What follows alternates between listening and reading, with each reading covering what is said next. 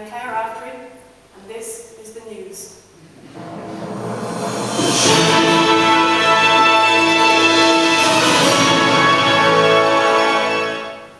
We interrupt this evening's proceedings to bring you news of an explosion on the Sun. 1 billion tons of material ejected in a coronal mass ejection, or CME, is on a collision course with the Earth. Impact is expected in less than 24 hours. The explosion, which occurred 8 minutes ago, released a trillion joules of energy into the solar system. This is the equivalent of the household energy budget for the world for 1 year. The explosion contains enough radiation to wipe out the human race and will hit the Earth at more than 1,000 kilometers per second, deforming the planet's magnetic field. GPS systems, electricity grids, internet and mobile phone networks are just some of the systems at risk. The expected global cost of this explosion is $1 to $2 trillion, some 20 times the cost of Hurricane Katrina. Full recovery could take between 4 and 10 years. More after the news at 10.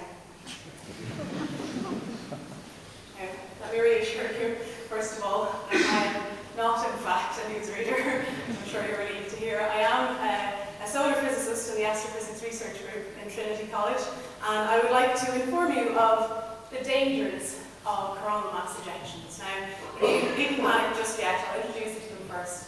So these coronal mass ejections, or CMEs as they're known, are explosions that occur on the surface of the Sun, and they propagate throughout the entire solar system from the Sun all the way out to the edge of what we call the heliosphere, the region that's impacted by the Sun.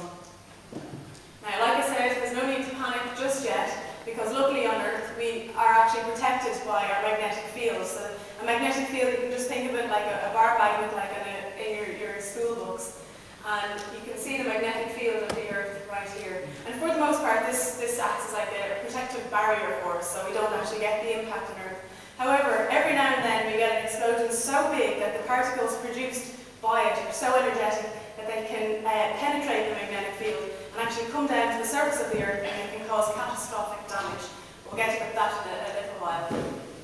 First of all, let me introduce you to some theories. So this is the specific area of my research. What I do is I take theoretical models or simulations, like these and like the simulations you saw in the last couple of slides, and I compare them to observations that we can take of the Sun using lots of different instruments. So first of all, what we have here, this blob here, can you see the pointer?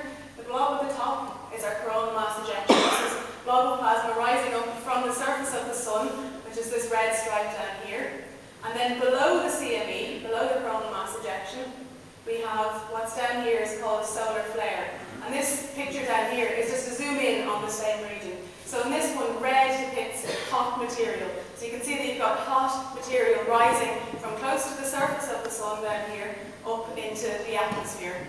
So it's all well and good to look at nice pictures, but I would like to do an actual demonstration for you. So Bob is going to help me do this.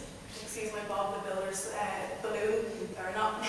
There's not many coronal mass ejection balloons available in Dublin. Okay, so what I want you to do is pretend that Bob the Builder here is our blob of rising plasma, the same in the top picture. And these pieces of wool, courtesy of my brother's jumper, are these are magnetic field lines which are tethering or holding down the balloon down to the surface of the Sun, which is our stage. So what we do is we cut the magnetic field lines slowly. So we cut the first set, and the CME rises a little bit. And each time we put a set of tethers, we're releasing energy from the system, and the energy goes into heating the flare down below. So the flare is this massive hodgepodge of wool down here. So again, we cut the next set of tethers, and it raises a little bit more. And the next set, and finally we release it so much. Oops. That's supposed to stay put. We release our CME up to, it leaves the surface of the Sun altogether. That didn't work quite how it was supposed to do, but anyway, you get the idea. The idea is that we have release of plasma out into outer space. Okay, so the importance of doing this kind of work is that we are able to use lots of different vantage points. So I'm in the great position that I'm doing solar physics research, I'm doing space research, so it means that we can use lots of different satellites. We can look at things from different points in space. So rather than a lab where you're restricted by your room, my lab is the entire solar system, so that's good. So this is a particular event that I've been studying. This is the flare that is down low, close to the surface of the sun. And this is our CME, or coronal mass ejection, leaving the edge of the sun. Okay? Now, the reason it's important to look at this from lots of different vantage points is a CME is going to look very different depending on how you're looking at it. So if you think of the CME a bit like a slinky, if you're looking at it face on, it's going to look like this. But if you're looking at it end on, you can see it this way, it's going to look very, very different. So if we look at it from lots of different vantage points, you can build up a model of how it looks in 3D space. And colleagues of mine at Trinity College are working on this building up of 3D images. So for this particular event, I'm using a spacecraft called Stereo Behind. It's called Behind because it's behind here. Oh, sugar. Behind the Earth's orbit.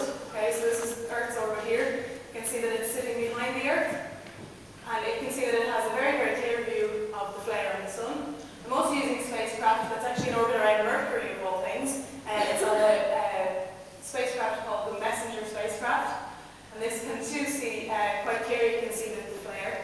Then I'm using Earth orbiting spacecraft to view the lower atmosphere, and the Ahead spacecraft to view higher up in the atmosphere. So what we do then is compare the theory that I showed you a few minutes ago to real observations. So what we have here are real observations of the sun taken using ultraviolet light, so the same kind of light that gives you a suntan or a sunburn, depending if you're a glass half full or empty kind of person. What you see down here, this solid white line is the surface of the sun, and this here is our coronal mass ejection. So you might be able to make out, it starts at this bright point here, goes round in a circle and back again, very similar to what we see here. And you can even see the dense core, the same as you see in your models. Now let's zoom in on this region here into our flare, and this is the same, or supposed to be the same, as the flare part of our CME model. And you can see that it's very, very different. It's far more complicated. You have lots of fuzzy features out here, and you can even see the bright regions, which you expect to be nice and simple, are much more complicated than they are in theory. So this obviously needs an awful lot of work, and this is where I come into it. I'm studying the flares specifically associated with coronal mass ejections. And the way we can get more information out of them is by measuring properties such as temperature, density, the amount of plasma at a particular temperature at a given time. We can put all of these together and we can use these to help to constrain the models, the theoretical models that we have. So this is just to give you a taste of some of my research. This is the laser pointer doesn't work behind. This is time along the x-axis and temperature along the y-axis. This is the temperature of the flare at the time. So you can see that it heats up from about 5 million degrees to 22 million degrees in less than 10 minutes. So you can just get an idea of the kind of energies that are required to heat these kind of events. And then it takes more than 4 hours for it to cool back down to its original temperatures. So we can take this information, take the time scales and the temperatures, and plug it into our models to try and predict the size and the timing of this coronal mass ejection. So why is this important? Well, I told you earlier that we're protected by the Earth's magnetic field for most of the events. However, every now and then we do get an event that's so energetic that it penetrates the magnetic field and it can cause damage on the surface of the Earth. And this, in solar physics, this is one of the most famous events. It's from March 13th, 1989, which was a Monday, by the way. It wasn't Friday, as you might expect. What you see here is a model of the Earth with data of the magnetic field fluctuations, so how quickly the magnetic field changes in the Earth. And this is a measure of how energetic the particles are that come from the sun, penetrate the magnetic field and come down to the Earth. And normally this red stripe is constrained to up here near the poles. You can see that it penetrates all the way down towards North America. And in this particular one, it actually wiped out the entire electricity grid of Quebec. So you can't see Quebec in this picture. And this is some of the damage that it did to the transformers there. So you can just get an idea of how damaging this could be if you got an even bigger event. So what can we do? Right now I'm using data, real observations of the sun, to better constrain theoretical models so as we can predict with more accuracy when these enormous events are going to hit the Earth, because they have such a dramatic effect on our lifestyles as we know it. Mobile phone systems, GPS satellites, all of the things that we've worked for so many years to improve. And what else can we do? Well, this you might think is a little bit far-fetched, but I don't know. We were talking about looking far into the future, and this might be another